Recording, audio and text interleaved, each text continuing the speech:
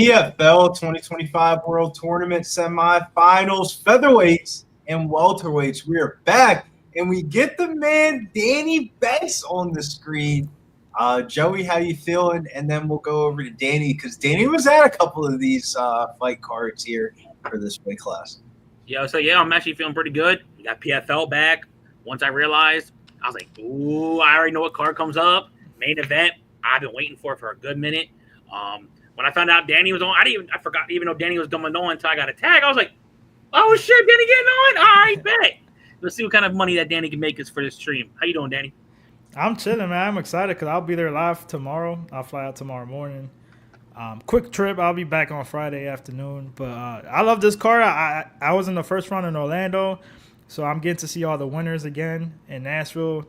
And, obviously, I know you guys been on the Thad Gene train, so it's nice to see him on a big fight like this against a vet like Jackson in the main event. So I'm definitely excited for that.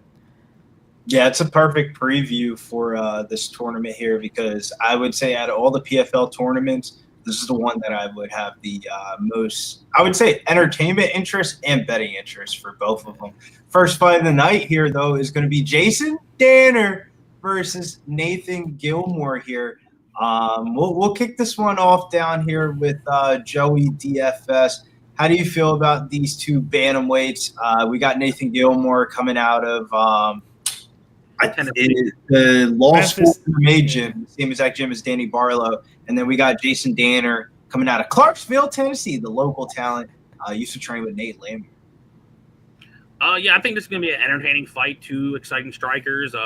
Gilmore's been on an actual streak. I didn't even realize he was on a streak like that, but he's also had a long amateur career, so he's fighting more experience. Danner's young, even though he went, I believe, 5-1 as an amateur, undefeated now. I think Danner's going to catch him eventually. Maybe not round one. I think round one's going to be exciting. We're going to get a lot of oohs, oh shit type moments. I think later the fight goes, maybe mid round two, early round three, I think Danner's going to get Gilmore out. Danny, you got any smoke here on this first fight of the night? Because this is one I was a little bit nervous about with the I thought I was going to like Jason Danner, and then I watched this film, and he seemed pretty basic. And he only has 2 fights in his pro career. The one dude was like a debuting fighter, and then the other guy was like 2-19 and looked like he never fought in a day in his life, and he just needed a bag of drugs or something like that. So I was kind of like, all right, maybe this guy isn't that good at all. Shout out to Gerardo in the chat. Yeah, dude, I was thinking the same way. I was looking this dude up. Gilmore, obviously, like you say, he's from Tennessee. He likes to wrestle too. He's got good cardio. This is a low level fight for this. Like, I mean, it's a low level fight. Gilmore has the more experience, like you guys said. Obviously, way more fights. Good cardio. Likes to try to get takedowns. Pretty strong. Small guy though. Danner's the same thing. They're pretty the same size. Danner's a finisher. A lot of first round finishes. At this line, I think Danner's like minus 350. And I don't mind a Gilmore shot, bro, honestly, because I think this should be more like Gilmore plus like 150, 175. This is low level, like I said. I think Danner, like you said, we'll probably get him out of there like round 2. Mm-hmm. But or maybe a decision, maybe like a close decision too, because like these guys, Gilmore looks pretty tough, and he's got a lot of experience. So I'll probably go with Danner by decision, but it's a pass, low level of shit.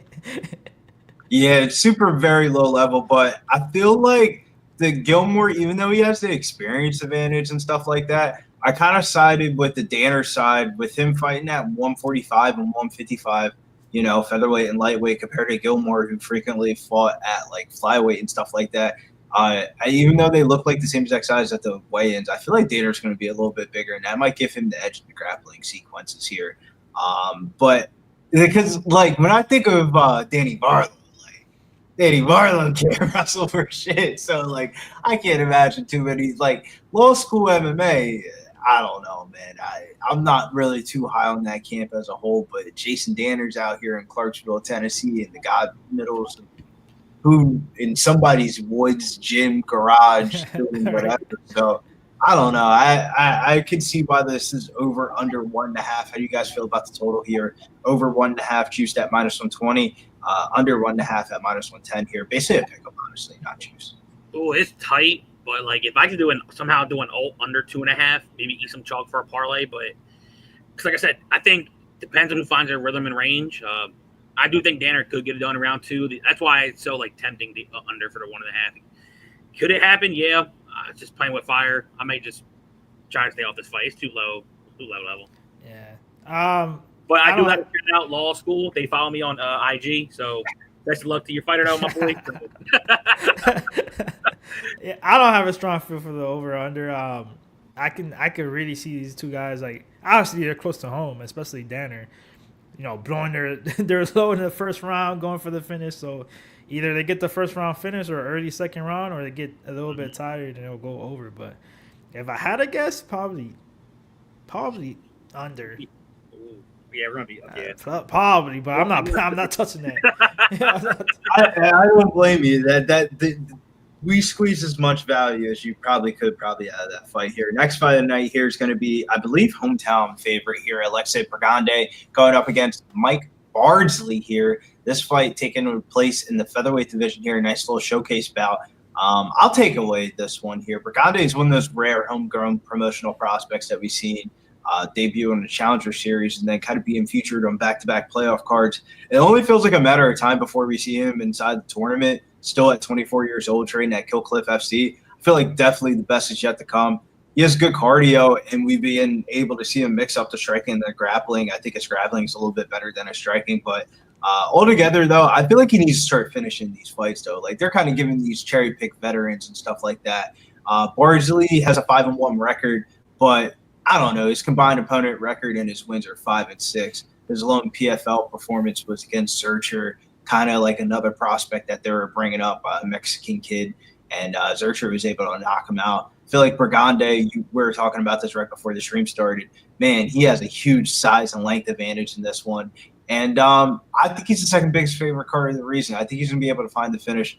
I honestly think the under 2.5 is in play there at -150. I feel like Pergande is going to fuck this dude up.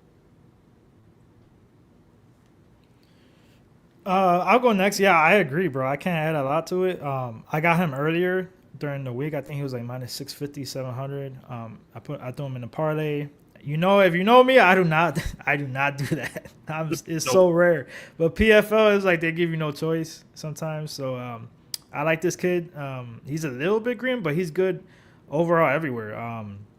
Good striking, good jiu-jitsu, can get takedowns. Like Billy said, he's huge for the division. And I do think he could get a finish here. I think it might be like a front choke or something like that. He might hurt him or sting him on the feet. I could definitely see that. And he gets it done easily in this spot. Yeah, so Danny pretty much took the notes I just said here. So I think the overall size and reach advantage could be a good play here because I do give it to Barsley. He does attempt his own come forward takedowns, but I think the range and the jabs is going to be too much. And as Danny said, maybe later round 1, early round 2, he catches him. Barsley tries to go for a shot, and we can see Pergande probably get like as Danny said, get a head and arm type of choke or rear naked, any type of bullshit, ugly type takedown. I think he's going to be live for a submission, be the first one to actually sub Barsley. Okay, you think he's going to be the first one to sub him. I don't blame you. A little front choke series there. And yo, what's up, TC? Shouts to the chat, though. We got TC, Just My 2 Cents, MMA Locker Room, Preston, Ekdal. Totals are up across market-wise, but it'll probably be on domestics tomorrow, more domestics like FanDuel and DraftKings. But Bet365 has some as well. Fernando Mendoza reposted this stream. Shouts to Fernando Mendoza. And we got my boy Tom Miggins in the chat. Next Friday night, though, Magomed Burkemanov versus Kenley St. Louis here. And we're going to let Danny take this one away because I would say we're not going to live too much in the past, but, man, how is seeing Thad Gene get that knockout over Burkemanov first? Dude, that was crazy. I had Thad Gene every parlay, man. I'm like, this is a gift. -200s? Like, what? Berkman, well, how do you say his name? Berkman Mayev or whatever the hell his name is. He's got decent striking. He's got a nice 1-2, decent jab. I was trying to look at film with St. Louis, and this guy, I mean, he's tough, and he's got good power on the feet. He could get takedowns strong, control time, has good submissions too. At this price, man, I'm not blaming nobody taking a shot on St. Louis. But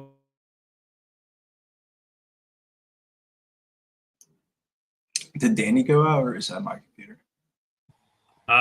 Danny went out. You want to pick?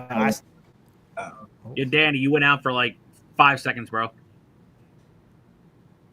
damn internet.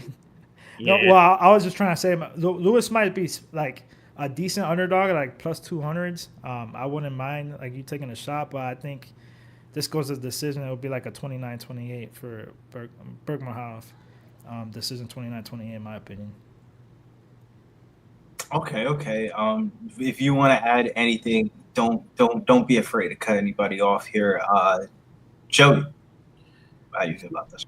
So until we watched the weigh-ins, I had no idea this was a Thad Jean's training partner. I went to go watch some tape. Yeah, he's well-rounded, but he's not Thad Jean. You know, we'll get to that later, but I don't think he's Thad Jean on the feet. I think Burkeman could potentially get in trouble. Yeah, I think he's going to be the one trying to shoot takedowns, look for more control over damage, and just try to hold St. Louis down to make it a boring type decision. But he better be careful because I do think St. Louis is live off his back. He does have sneaky BJJ, but if I do like a sweaty 2-leg, I think I might go Magomed as my first leg. But that's more like, bro, I'm going to be sweating the fuck out of that first leg, hoping he don't get knocked down inside the distance. But yeah, I'm going Magomed. Yeah, he's chinny, bro. Ooh. Yeah, I mean, Silverback Nation must think there's some meat left on the bone here with that Gene's teammate taking on the Russian now, after brutally getting knocked out in the first week of April. I do think it is a quick comeback. That's the only concern for me. Burkemanov isn't the most entertaining fighter, but I think he's the way more talented fighter significantly in this spot. Like, I don't see how St. Louis's grappling is going to be effective in this spot, and I don't think he poses the same fight damaging power that Thad Gene did in the last one to finish Burkemanov to really stop his game plan. I think this is actually a pretty good buy low spot here for the Russian. It comes with inherent risk with him coming off such a quick layoff, but quick turnaround. I mean, first week of April, and he got brutally knocked the fuck out. Like, watching that Instagram video, I can't imagine what it was like first. Like, you just hear the click, but I think this is a good bounce back spot, bro. I don't think Kennedy St. Louis is really good. Bro, like that knockout, you seen where I was sitting. I've had bets on it. So I was literally like the second row right there next to the cage, and that shit was crazy. That knockout from Thad Gene. Somebody said that shit sounded like a boom. It was bad, bro. But honestly, bro, for real, bro, I really think this is like that makes this as a good buy low spot because like I feel like if it wasn't for him getting like brutally knocked out like he did, he'll probably be like minus 300-400 in this spot, and it's only 270, and the over under on this fight's 1.5 now. Like, I think this goes over 1.5. So do I. Oh, it is. Oh, I love the over then. Oh yeah, because I think what I'm saying, like a little Burkemanov same game parlay with the over 1.5. I like because I think I can see this going the distance, bro. Like you said, I think this goes to distance. Like, I'd be stuck with this finish. Yeah, I think he wins by decision because he's going to be a little bit more cautious. Obviously, he's got knocked out, so I think he wins by decision, in my opinion. Yeah, let's move on to the next one here. Welterweight division here. Joseph Luciano versus Tariq Shields. Me and Joe were actually laughing about this one, talking about how Luciano got the shit end of the stick the last time. So, Joey, I'll let you take this one away here between Luciano and Tariq Shields. So they were supposed to fight back in April, but the most wild thing is this was like Luciano's second opponent. This man had 3 different opponents he was supposed to face. He was supposed to face Thad Gene, which God bless you didn't. Then he was supposed to fight Shields. Then he took the opportunity because Storley's opponent missed weight, I believe. And then they're like, hey, yo, Luciano, want to take this big chance to be in the tournament? Of course, yeah. Well, he got ragdolled, steamrolled, Kudos to the kid for taking it. I do think the line's a bit off in this fight, personally. I know before Luciano was only like minus what, 200, 230 in the original matchup. Now he's damn near 3-1. I'm still picking him to win. But I think the reason why he's so high on the money line is like, hey, you survived a decision with Logan Storley. Maybe we'll give you some bonus points with it, which I don't agree with. But Shields, I do think he has the more power. I think he's the better striker. Better experience. But if you're taking a Shield dog, I don't hate it, but I'm more leaning like Luciano. And example, as I said, that's that risky 2-leg parlay. It would be like Magomed and Luciano, the 2-leg. That's gonna be sweaty as fuck. But I think if they both lose, I think they can both get fucked up. But yeah, this is the sneaky little, if you want to sweat early prelim parlay. But yeah, I'm on Luciano. I think he went to the decision. Danny? Yeah, like you said, man. I advise not to put that parlay because I don't think it's gonna cash. Because I'm on the Shield side, man. I actually got to meet him in person. He was sitting right by me, and I told him, I'm like, bro, you were gonna make me a bag at plus 200s. He's like, yeah, I know, man. I was gonna take this dude down and drown him. Literally words. So this guy, I've been watching a couple of his videos. He's been training American Top Team. And I'll tell you what, seeing him in person, I definitely think he's there. He's over here drinking the juice over there. The guy's built. He's fought at middleweight before. He's a big dude, bulky, good ground and pound, good submissions too. The only worry for me is the submissions with the front chokes and stuff like that from Luciano. But I think Shields is way more physical. He don't play around, bro. He'll throw like a high head kick and to set up his takedowns, and then he just dumps you on your ass. I think he'll get easy takedowns here. It's just the submission with Luciano. That's the only thing, in my opinion, he's got to worry about. But I think he could either get a submission himself or win by decision at plus 235. I threw a unit on it. It's not like a huge bet or anything. I threw one unit at plus 235 for Shields to get the upset in this spot. Yeah, I don't blame you. Shields doesn't have the most impressive record on paper, but his losses to Thaddeus and Alfonso Lalea aren't the worst losses. Those are just two power punchers that were able to clip him.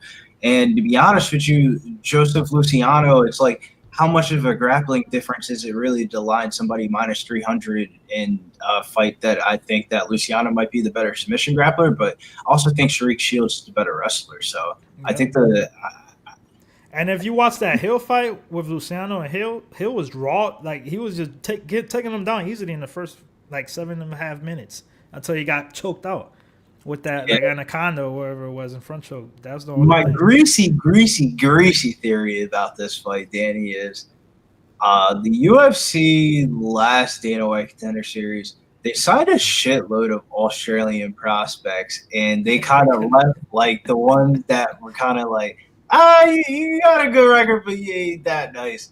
They kind of just left them out for free agency, and a couple of them got picked up by PFL. I don't think Luciano's that good, though, but I wouldn't be shocked for him to win this fight. But total for that fight is juiced under 2.5, minus 175. So the bookies are expecting a submission in that one there. Magomed Umalatov versus Anthony Ivy. Anthony Ivy only fighter missed weight by 5.5 pounds. So I guess this is a catch weight now. But I would say one of the disappointments in the opening week of the welterweight tournament was Umalatov missing weight for the PFL tournament. And if you miss weight, your fight's canceled. And it's unfortunate because talent-wise, I feel like he's one of the best fighters in the promotions. Dagestani and roots, but trained by American Top Team. He has really good grappling traits. If you throw a leg kick that seems like he can get a takedown, he'll get a takedown, and you can strike as well. Enough, or I would say you could strike enough to win durations of periods of time on the feet. They gave him some favorable, easier matchmaking than what you would expect from a 33-year-old prospect in the PFL, but this is just another example of that. Former UFC Texas native Anthony Ivy, he's been kind of rolling on a 7-fight win streak currently, but I feel like he needs to get to the grappling to be effective, and that early submission opportunity won't be there for him. I feel like Umalatov's too calculated to get caught by something early. I think it's going to be a finish in rounds 2 or 3. We'll see what those lines are going to be when the props come out, but I'll probably try to attack the round 2 or 3 specifically than the inside the distance. Total for that fight's 1.5. That line's juice from all over the place, but I think Umalatov wins this fight pretty easily. Joey, how do you feel about this one? Yeah, so I was wondering I thought, he's probably going to be one of those 9, 10-1 favorites where he just throw in a parlay. If you I know Billy does, yo, let me get this, and that. So, but Yeah, like now Ivy missed by like over 5 pounds. I don't think he's 100%. Danny brought it up before the stream. Yeah, I think round 2, round 3 could be very live in this fight for him. He's the better striker. If he does stop the early takedown entries for Ivy, I think Ivy's just going to be a pure hit dummy later on going into the fight. So, yeah, I actually like that perspective. Man, I was thinking about the same thing, like Magomed by finish, but at the same time, with the weight miss for Ivy, that's gonna help him drastically, bro. Like, just being more durable, his chin and things like that, like not drain himself. He'll have more energy going into the later rounds. I'm not touching this fight. It's crazy. Minus 1,800. Like, it's. But if I had to, probably Magomed by decision, but it's a pass for me. He should get. I think I gotta bring this up to make sure I'm not bullshitting you. But this reminds me of the Brandon. Remember when Brandon Ward fought Umalatov and he ended up like missing weight or some shit like that, and he ended up getting fucked up by him? Like, I could definitely like Umalatov fucked up by missing weight that first week of the PFL. Yeah. Like, he was like the cover boy of this fucking tournament. And he ended up missing weight and not being in the tournament. Like, yo, you got to throw the PFL back a bone of like, that's probably why he accepted the fight with him missing 5 pounds of like, he's like, dude, I got to finish this guy to, you know, kind of make well the matchmakers. Like, dude's 33, time's clicking on the clock, man. It feels like Umalatov still hasn't gotten that like crazy noticeable win that makes him put in the conversations. Like, I don't know, bro. Like, I feel like Usman Nurmagomedov's got better wins than Umalatov. Yeah, I agree, dude, for sure. So the wild thing is, I just checked that line. Magomed's minus 2,500. Jesus. I found value. I got minus 1,800. Yeah, you can get 1,800 on FanDuel. I'm throwing 18 units to win one. But yo, what's up, Spoons? What's up, Big Show? What up? Next fight, though, Jeremy Kennedy versus Adam Borick's featherweight division here. We'll let Joey take this one away. How you feeling here about Jeremy Kennedy versus Adam Borick's? Jeremy Kennedy gave me a sweat for my fucking life against World Tournament in that last one. But, typical Jeremy Kennedy style, always falling in love with his hands. Boy doesn't know he's got a good wrestling background, but he never uses it. Yeah, so I think this could be one of the fight of the nights, personally. I think both fighters are going to have their moments in this fight, and I know this is actually a rematch. I believe Borick's won the first fight outside. I think it was in either Bellator or whatever promotion. But yeah, Borick's got a hold of him, won the fight. But I actually think if this stays standing, I think Jeremy can be live. He's very durable. He has good combinations in boxing himself. And yeah, if he actually uses his wrestling, maybe he could definitely mix up rounds, finishing on top. I'm so close tempting betting Jeremy Kennedy here as a dog. So I think he's live, maybe by like a split decision, maybe a later TKO. Borick has been finished. So I might lean the way of Jeremy Kennedy as a dog. Billy, I was with you, bro. I had what's his name? Kabulaev in the parlay in Orlando in person. Yep. Bro, I was sitting behind Jeremy Kennedy's whole fucking family. His wife, his little daughter, that was like, she had to be like 9-10 months, maybe a year at most. And I'm like, okay, don't say nothing stupid. Don't go too crazy. Like, be respectful. And I had to anyways, because that fight was a sweat. Like, Jeremy Kennedy is one tough SOB. He went in there to scrap, hurt this dude in the first round, dropped the second round. The third was super close. Like, I kind of... that's not a tournament fight. Bro, it was just like... He probably gets his hand raised. I'm talking to the dude to my right, talking to the one girl on my left, and the other guy and her boyfriend, like, who you think won? And they're all different. They're all different fucking answers. So I'm worried, like, oh, shit. But I don't know if you guys noticed, but that Kennedy money line has been crashing down. Mm-hmm. Like, he was like, what, almost a plus 200 underdog. Yeah, now he's let me see what's coming up. If you got that early line, I would definitely would have took a shot. I was already, you already know, I was already on a big underdog anyway, so I didn't want to double dip on another big underdog like that. But I think Borick gets it done. What I like about Borick is, bro, his knee up the middle is vicious, bro. Mm-hmm. That's like one of my favorite strikes he throws.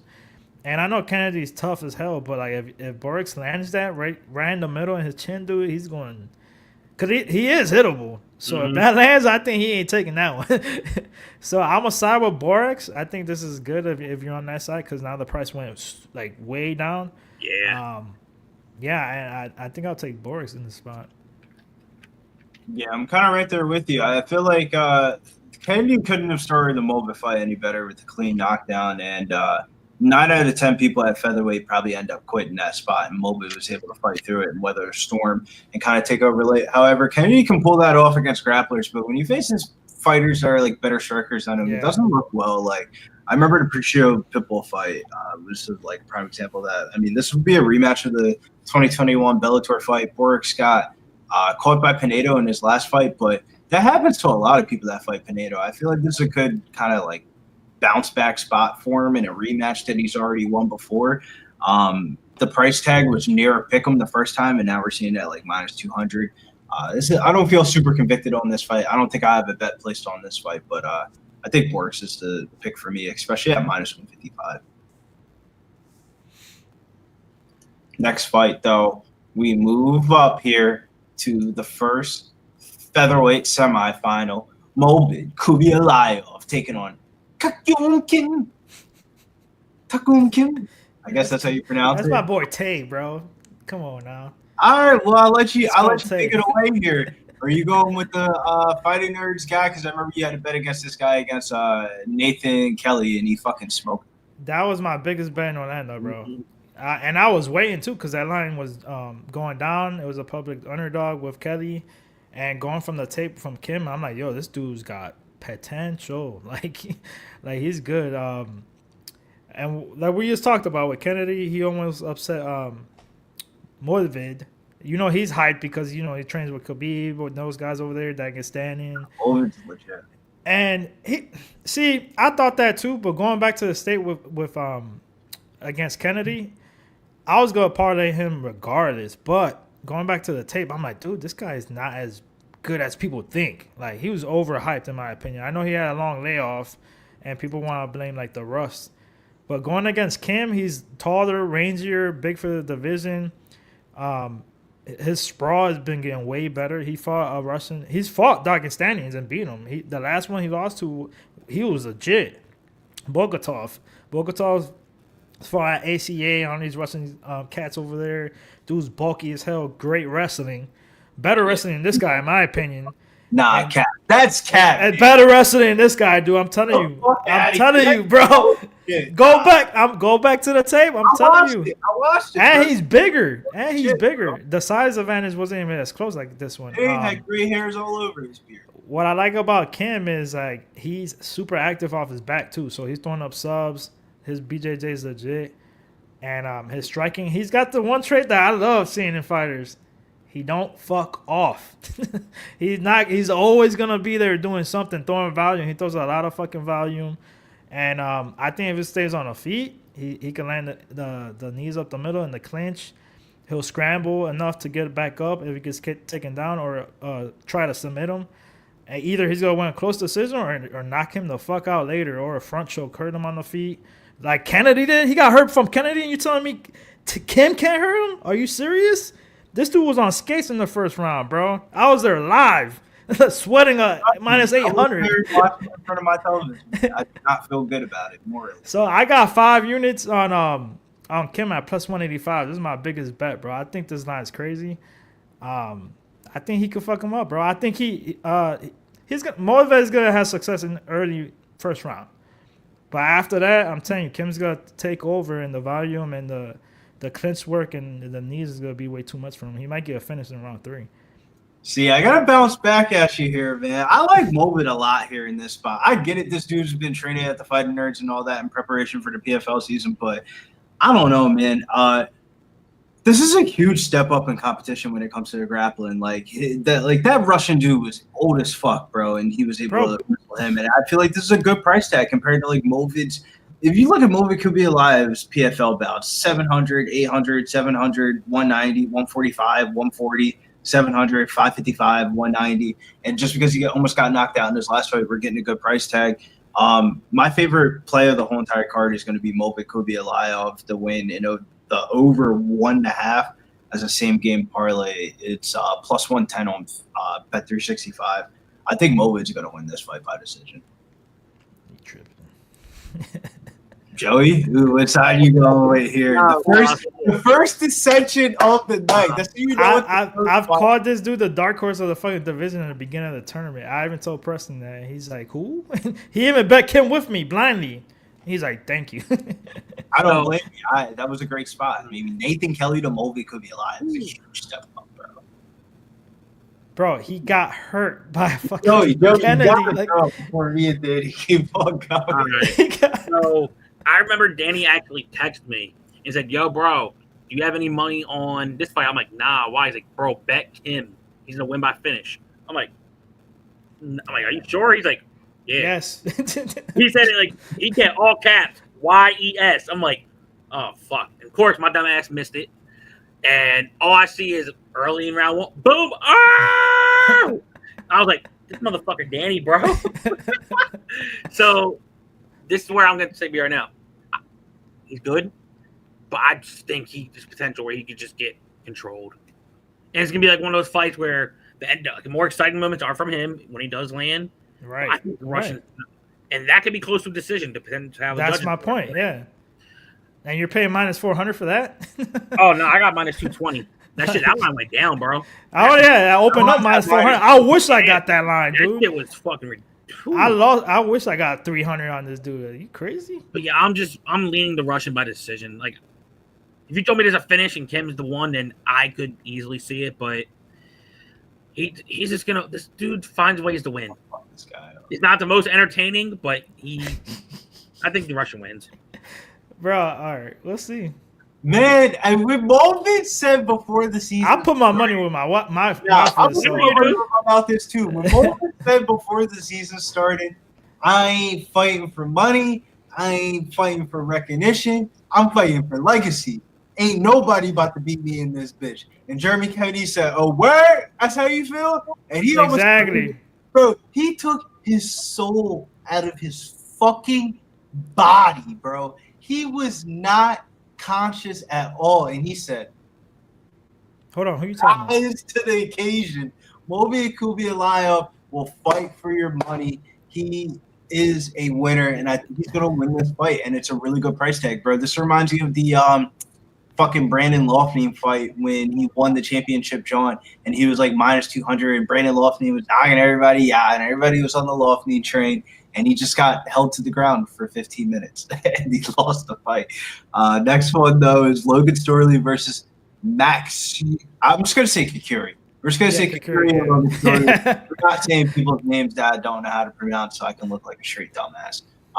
Danny, we'll let you take this one away. Yeah, don't worry. I fuck up names all the time. I literally screwed up like 3 names. Nah, it's the Japanese shit, bro. The Japanese shit. Yeah. Mm-hmm. I mean, this is a short breakdown. I still like Story. Talking about takedowns. Now, this guy has legit wrestling. We know that. Story's going to take this dude down. Kakiri, I mean, he's big for the division. Good power. But if he can't, I don't think he's going to stop the takedown. So I can see a late sub or a decision for Story. He should definitely win. He's another piece in my parlay, my second leg with I'll tell you in the next fight, but he's my second leg or a 3-legger, so I think Storley should win this fight any way he wants, honestly. Joey, can you hit us with some sauce here? I know Logan Storley is one of your guys. Oh yeah. Definition he's probably gonna go belt to ass on this dude, spam him with takedowns, control him, probably hit him with some light ground and pound. Could it be a late finish? Maybe, possibly, if he definitely just blankets the dude the entire fight. But I didn't realize how big the line was. But yeah, Logan Storley by any way he wants, but I'm more leaning a dominant decision. I think he's just going to control the guy. You think it's just going to be a dominant lay and pray decision? Yeah. Ain't no way. By the way, boys, ain't no way both Asians lose. And I know for a fact this one's losing. Well, now I will say though, this back-to-back fights too. So I kind of, because I remember I had the under 2.5 in that first one against Bachar. he was definitely cracking him, but I also thought Bachar kind of did quit a little bit. He just didn't get up after that first round. He said, "Nah, I'm good." Actually, it was kind of funny in hindsight rewatching that. But seeing the only reason why I bring that up is because we can't not act like Logan Sterling did get knocked the fuck out by Musayev last season. That Russian Dagestanian dude that ended up winning the tournament. Dude, the way that he clipped Logan Storley in that fight is definitely in the cards of possibility for Kakiri to do. Musayev is fucking legit, dude. But I'm just saying, just in general, if you just say fuck you, Logan Storley, and your blast double leg, and you just throw bomb uppercuts, you could definitely crack him. Like that's basically what Musayev did, and he definitely did be able to get it. But I just don't think that's going to be able to happen here. I just think the grappling difference is just way too massive in this spot where it's more control position over chasing submissions. And that's the reason why you see this line getting steamed from minus 380 up to 800. I feel like the bookies are just trying to get ahead of it. I think Logan Sterling's going to just lay and pray his way to a 30-27. It makes it sound very unentertaining when you say it. But I really think it's going to be a lay and pray 30-27. Jesus Spanedo versus Gabriel Braga here, featherweight semifinal number 2. Joey, we'll let you take this one away in the rematch. They're 1-1. Who I want to see in AC because I'm going to this fight card in Atlantic City. Who do I want to see the most? I'm going Gabriel Braga. I'm really leaning Braga here. I think violence is going to happen early. Both fighters are going to have their moments. Like, oh shit. I don't know. I just think Braga's precise striking is going to be the key moments in the fight. Potentially rocking Spanedo and maybe late stoppage, but I think he maybe even win a decision. Danielson, how you feel about this? Another funny. There's a lot of shit that was going on in that Orlando trip for me, man. Mm-hmm. So we there's a lot of different mismatches or whatever, and a couple of people missed weight. They changed a couple of fights. It was like 3 or 4 of them. Yeah, that was crazy. Yeah, Braga was one of them. He had to fight somebody. He didn't make weight or something like that. He's fighting Dupree. We know him. He's got a lot of submissions. Canadian, French guy. I was actually sitting next to his family. Literally, right next to me was his girlfriend, and we were talking about it and stuff like that. So she was obviously like all nervous for the fight. He almost had Braga in I think it was a guillotine. I thought it was over, dude. It looked like it was locked in, which it was, but Braga survived it. Overcame it, and then like he took over and finished him. But Spanedo, man, I mean, I try to fade him. Not fade. I don't want to say fade because I think he's really good. I tried. It's just the line. Yeah, we both did. Yeah. In his last fight, he got it done easily. Whew. Way too easy. And what I like about Spanedo, obviously, he's got the volume, the striking, and he has that trait that I like. He don't fuck off. True that. He don't fuck off. And Braga's good, bro. Braga's really good, man. And if he could get him down, I think he's going to be super live with the submissions, even though he's not like a huge, guy like that. But, and, this is the trilogy. Spanedo basically kind of got robbed in that split decision or whatever it was. So he should be 2-0, in my opinion. This is my last leg. And I'll be lying if I told you that I got more confident throughout the days. I kind of got less confident with him. I think this should be a little bit more aligned closer. But I still think he gets it done. It's probably going to be like round 2. I think it'll be more competitive in round 1. I think he gets a finish in round 2. But Spanedo is going to like close my parlay, my 3-legger for this one. I might hedge, though. I ain't gonna lie. You don't need it. You know me. I don't hedge.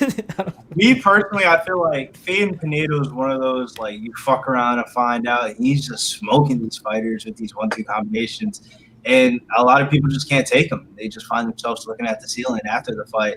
This is the 3rd time that these fighters faced off, and I bet Braga in both of those fights. And you know what? This is growing up as a gambler. Instead of picking a side, I'm going to pick the fucking under. How many times have you watched a Jesus Spanedo fight and you walk away thinking, damn, I wish I had the under 2.5 instead of picking a side in this one. Yep. The under 2.5 in this fight's -120. I think that's a very generous price. We can get like plus money on fight doesn't go to distance or some shit like that, or some type of SGP. I like the under 2.5 at -120. That number scares me though, bro. Yeah, like it's a pick 'em. Yeah, but the reason why I like the number is because I feel like the bookies aren't accounting for Braga's chasing way more submissions and grappling way more than what he used to back in the day. Bro, that last fight, dude, he almost got guillotined the fuck out of me. For sure. Flips the position, and he said, "What, you want to guillotine me, motherfucker? I'm going to bring your ass down to the ground." Like, he's been wrestling a lot more, tapping into his wrestling submission game a little bit more. And I definitely wouldn't rule out, like, him submitting Jesus Spanedo.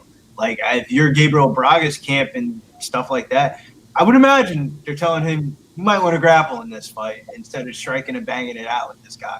And I definitely think if Spanedo wins, I will. How many more times is he going to knock people out in round one? Where I just wish I had under 2.5. But I think Braga by sub could be like a crazy high submission type of prop line that could pay off because I don't think this one's going the distance, man. I see somebody getting smoked in the Copa. But the last one, I believe, it didn't go to a decision. It was the third round finish. Main event, though, the fight that we all been waiting for, the Caribbean. What? How are they selling this one here? The Caribbean clash here between Haiti and Jamaica. This is going to be an absolute entertainment. I'm so pumped for this weekend. You know, it's the first week of June. And I feel like Black MMA is really on display this weekend. We got Jason Jackson, Thad G, Kamaru Usman, Jaqueen Buckley. Like, baby, we're back, man. Like, this is what we've been waiting for. I'm rooting for Thad G, but I'm super fucking biased. So, I'll let Joey. Joey, we'll let you go in the last couple of times. We'll let Danny take this one away here.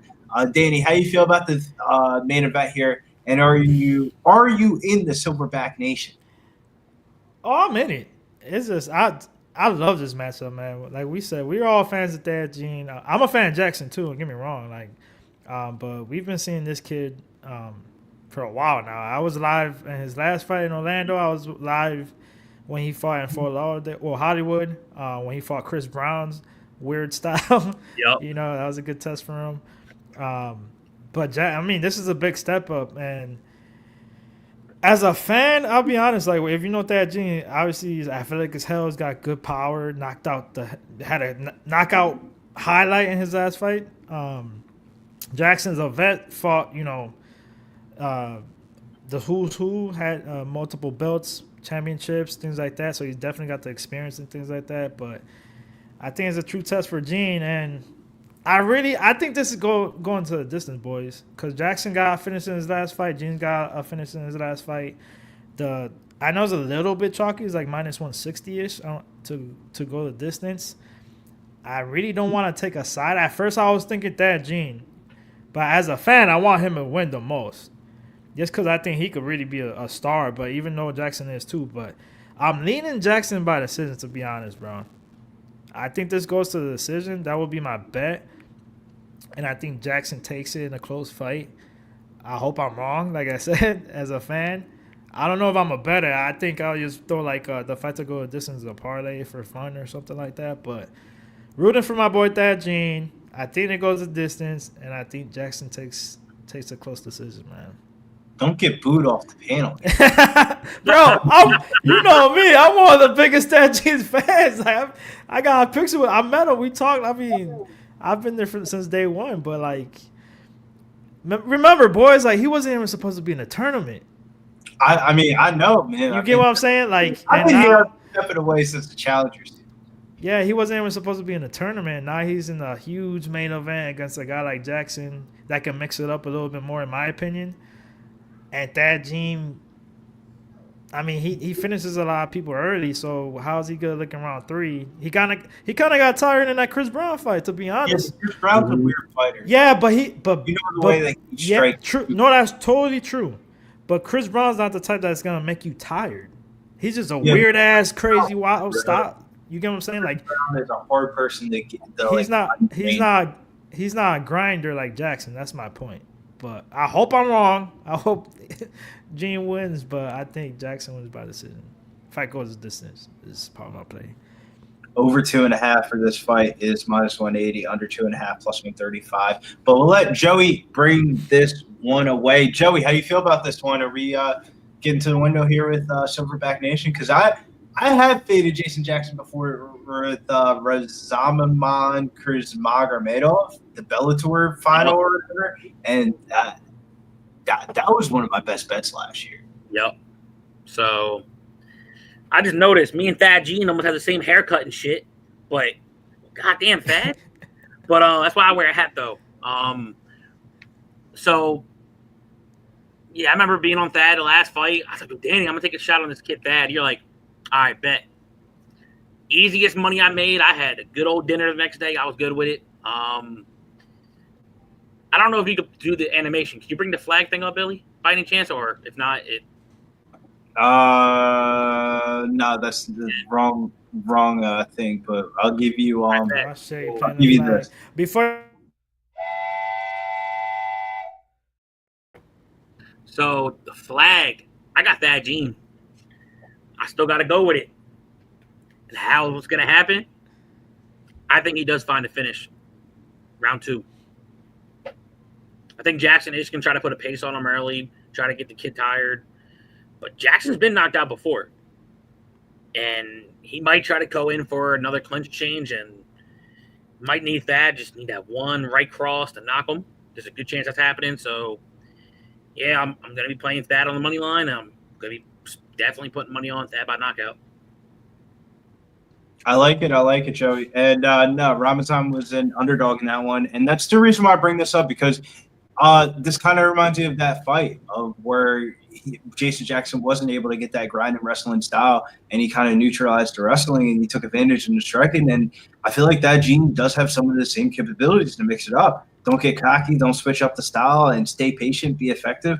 And I think he can win this fight by decision by throwing more damage. It's an uphill battle, but I think that Gene is way too good to pass up here at plus money. If he wins this fight, we'll never see plus money on him ever again.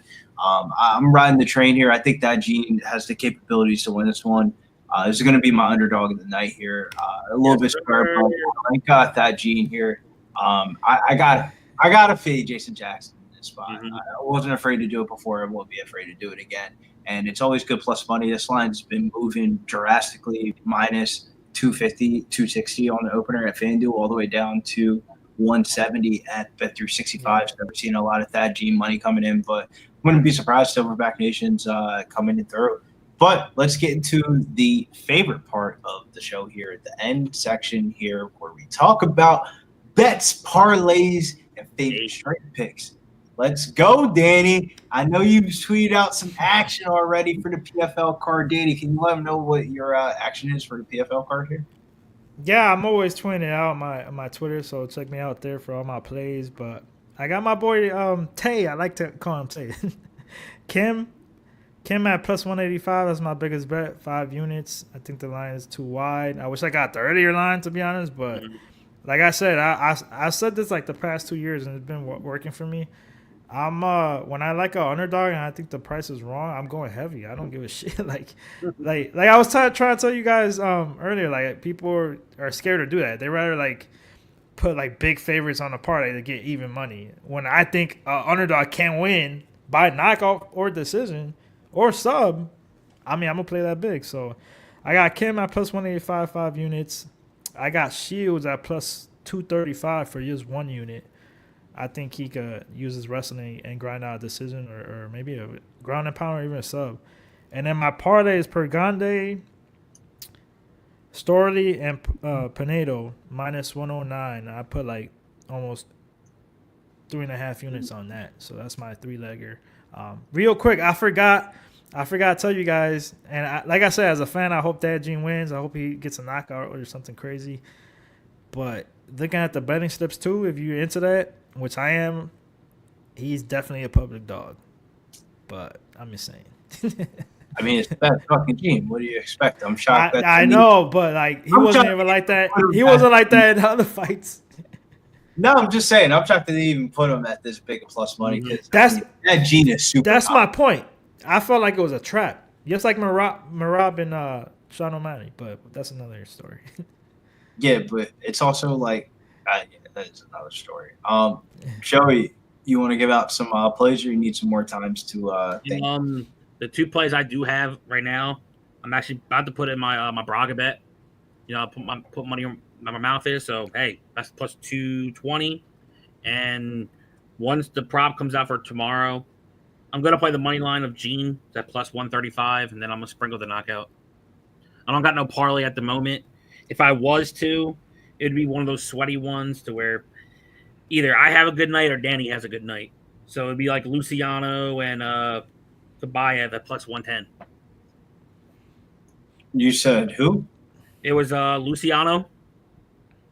And then that short little question. Kabayev. You're talking about Movic versus Kim. Oh, my bad. That's why I say like either me or Danny or one of us is gonna have a good night because I'm on 2 opposite sides with that one. But to stay on record, I hate to say it, Danny's up on that series. So I was gonna say, there's only one time you ever beat my. We'll ask this the good $1 million question. What is going to be the package plays for this one? I think the parlay that we're gonna do for this card is going to be Alexei Pergande, Magomed Umalatov, and Magomed Burkemanov. That's minus 158 on FanDuel. I'd probably play that within the next 8 hours. By the time we hit this time tomorrow, before these fights go off, that parlay is going to be like in the minus 200s. I can already tell you now. And then the other one that I would say is my favorite prop of the night is going to be the under 2.5 Jesus Spanedo, Gabriel Braga, minus 120. I think that's a very generous price tag. Going the opposite way for the SGP against Danny here. Moby Kubio live the win in the over 1.5 at plus 110. Nice little way to get plus money on that fight is the way I'm going to attack this one. And then the fight that is throwing me off is the Jason Danner fight, because the Jason Danner fight can make a lot of things work for parlays, but I also think that fight is way too low level to have any skill invested into it. But it's like when you only got 11 fights, you can only pick between so many fights, and there isn't a lot of meat left on the bone. Underdog of the night, you're gonna go Thad Gene in the main event. I don't give a fuck if it's public. I think he's gonna win, and I'm kind of with Danny though.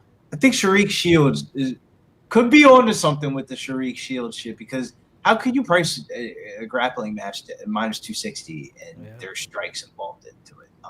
But till next time, Joey, where can they find? Yeah, you can find me at Joe DFS Betting. Stay alert. More likely tomorrow morning when I see more props for the card, you'll see my card drop. And hey, I've been on a decent little roll with PFL. If I end up doing that parlay, me versus Danny, I'm gonna be praying and hoping for that to hit. Don't do it. Danny's like, don't do it, please, don't do it. But maybe I won't, because I kind of want to keep some bread for this weekend. But yeah, the 2 bets: Braga money line plus 220, Badgine right now plus 135. Danny Danielson, where can they find?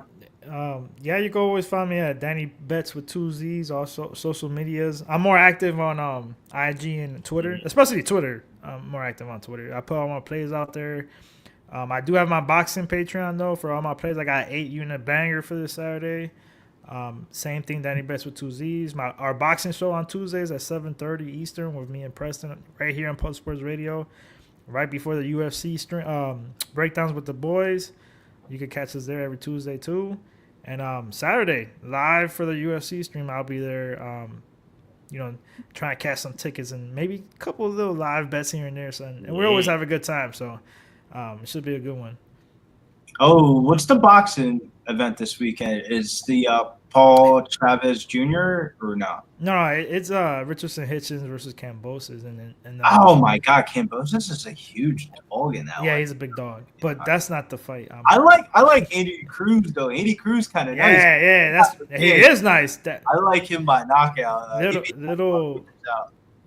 Little hint. That's my That guy, I have my big bet in. I was gonna say, Andy Cruz. I remember you told me to bet him a couple fights ago that he had, and he was in match on. He was like, "Pop, pop, pop," and he knocked the fuck out. That shit was crazy. It was like the only time I think I've ever took like an under 3.5 ever in like a boxing fight. Like he like smoked this dude, but he was a huge favorite. Probably smoked this dude again. But make sure you guys check out Danny and Preston's boxing videos. They always got good little nuggets, and they talk about some news as well. Get you caught updated in the boxing world here. Pub Sports Radio, we've been trying to cover some more MMA news and coverage around the regional scene because there's money to be made outside the UFC. Sometimes you sell cards, offer really good offerings like this event here and the other events that we have for the rest of the season. Until next time, though, make sure you guys hit the like and subscribe. And if you guys haven't already, make sure you guys check out the Locker Room podcast. Until next time, yeah.